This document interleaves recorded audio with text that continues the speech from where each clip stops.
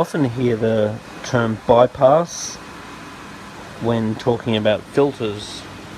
Now, bypass is basically where the media is placed into a filter in a passive form, or it is basically referring to the fact that the water is able to get around the media without being forced through it.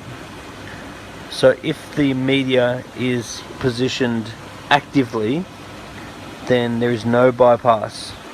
If the media is positioned passively, then there is bypass. So like, for example, the water goes down through this filter and it has to go through the filter wall. So that means it's actively getting pushed through. Then the water comes up around through here. There's a few marine pures down there. There's a bit of a settling chamber here.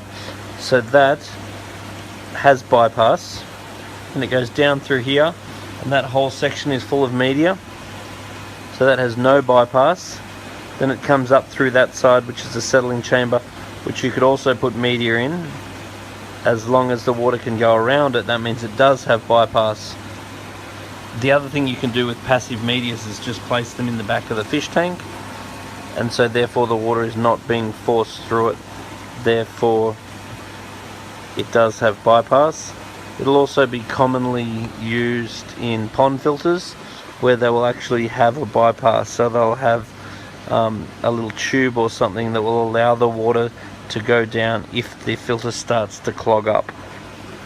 So a bypass in a filter is just to allow the clogged filter to bypass the media, or if the media is positioned passively in the aquarium, then the water will be able to bypass without being forced through the media, therefore becoming active.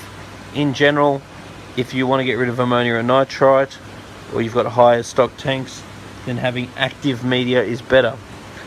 But if you're aiming for denitrification, and you might just say want blocks in the back of your aquarium, then having bypass in your filter will encourage denitrification.